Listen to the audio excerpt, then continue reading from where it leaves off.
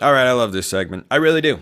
I really do. Individual standouts from this past week's game. Couldn't do it on last week's set of shows. Why? Because there was no game. But alas, we don't have that issue and won't again until the middle of November. Can you tell me off the top of your head when Oregon's next bye is? I do. I can do that. How many of you can do that? Scouts honor. Don't look. Let me know in the comments. Jeff Bassa's first. Jeff Bassa is a difference maker for this Oregon defense in more ways than one. Leadership, communication, impact. The leadership and communication components have been there through the first few games, but the bye week came at a really good time, and I talked about it, and I think we saw it on the field Saturday night against UCLA. He wasn't a menace in the tackling department per se. Oregon's tackles were pretty well spread out, but Jeff Bassa having a sack, having a pass breakup, just seeing him make impact plays was a refreshing thing to see, even if it's against UCLA. Because he got dinged up against Idaho.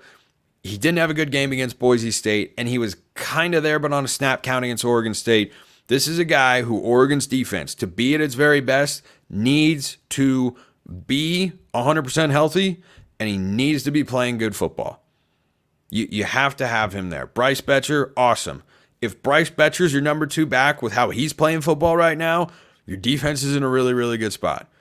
And if Devin Jackson's your number 3, that's an awesome place to be. Rotate those guys in and out, throw in a Justin Jacobs. I like that linebacker rotation a lot. But it was really, really refreshing to see Jeffrey Bassa just play like Jeffrey Bassa again. So that's the first guy who I think deserves a shout out. Stick on the defensive side. Jordan Burch, monster. Monster. This is a guy who came back for his 4th and final year of college football. Second with the Ducks. He transferred from South Carolina once upon a time.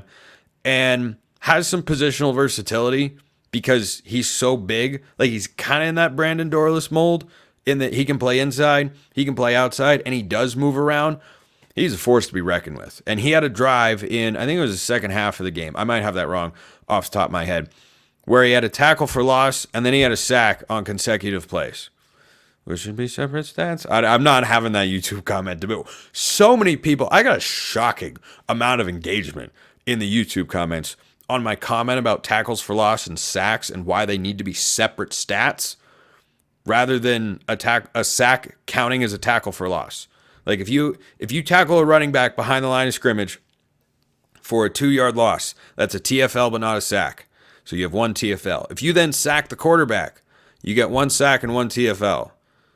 But you haven't made 3 plays, you've made 2. Anyway, I got a shocking amount of people who are like, oh, well, it's this way, or it's that way, or it should be this, it should be that. This makes sense. It doesn't make sense. I agree with you. I wasn't expecting that. I really wasn't. But Jordan Burch is someone who I expected to have a big year because he's kind of trying to prove it. You know, in the NFL, this gets portrayed correctly. Portrayed's not the right word.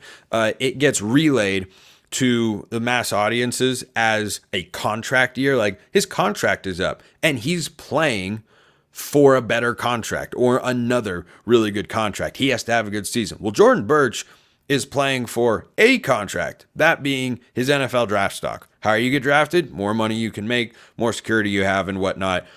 He's playing for that this year. I think it's one of the reasons, though there were certainly several others, why he came back, is that he has NFL draft potential, but he has not maximized it yet. He was a big-time recruit coming out of high school, and he was an impact player in this game for Oregon. The sequence in which he went, tackle for loss and then sack on back-to-back plays, that was not the only time he made an impact, but that was the moment where you're like, hey, Jordan Burch taking over here. That's a great thing to see because he's the veteran leader for this defensive line. There's a bunch of young talent up there. Now, Derek Harmon falls in that category as well, but he's the veteran leader who was on last year's team, and I love seeing him play well. So Jordan Burch definitely gets one. Here's an under-the-radar one. And, I could shout out a guy like Tez, who I talked about, or Jordan James played well, or, Gabriel, aside from the pick six, was good. But this was an under-the-radar play that I don't know if a lot of people remember, but it definitely stood out to me because I've kind of been the de facto head of this guy's fan club for the last couple of years as he struggled to see the field. He's clearly carved out a role for himself, and that's Kyler Casper. So Kyler Casper on a 3rd and goal, because he's 6'6", they ran this package against Oregon State, and they brought it out again against UCLA. They go bunch to one side and have a route concept, and then they isolate Casper, and Gabriel makes a read to see if he wants to take a one-on-one on the fade route, because Kyler Casper is 6'6", has a big frame. This is his third year of college football, and he's a red zone threat. That's one of the reasons I liked him as a recruit. Like, hey, Oregon hasn't had a lot of wide receivers like that. You did that to Troy Franklin maybe every now and then, but that wasn't, the MO of his game. It's not something that Evan Stewart can do because he's a little bit shorter, though he's a dynamic playmaker as well. But this is something that Casper brings to the table that a lot of other receivers just can't, because he's 6'5", 6'6". Well, on 3rd and goal, Dylan Gabriel's got the trust to throw the ball in his direction. And no, he doesn't catch a touchdown, but he draws a pass interference because he's just hard to handle. That then sets up Oregon 1st and goal, and they score a touchdown. So that was an important sequence for Oregon, because if he checks out of the play, or if he doesn't get that flag, Oregon might have to kick a field goal. And those who are really, really worried in the YouTube comments might feel even worse about Oregon's offense. So I thought that deserved a shout out, because I watched that and thought, Kyler Casper just got Oregon 4 points. That's what that play is. It's not going to show up on the stat sheet, but it's going to show up right here on this episode of Locked On Ducks.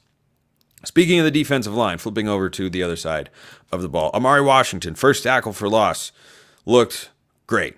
That play was like, whew, okay. Amongst the 2023 recruits along the defensive line last year, he led Oregon in snaps amongst that particular group of individuals. Looks like he's the young guy that's working his way into the fold. Curious to see how much he plays going forward, but he's played a pretty good amount this year. He's been one of the rotation guys on the interior of that defensive line, and if Oregon can continue to get production from him, that'd be a really, really good thing for this defensive line, as I was talking about earlier on the show.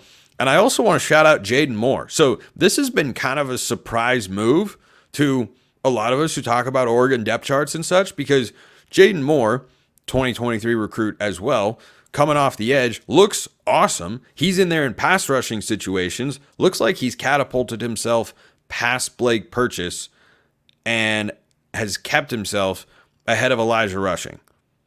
And, I don't expect true freshmen to play along the defensive line. Thibodeau did, and, you could see it every now and then, but it's just really, really hard to be ready to go up against guys at that level.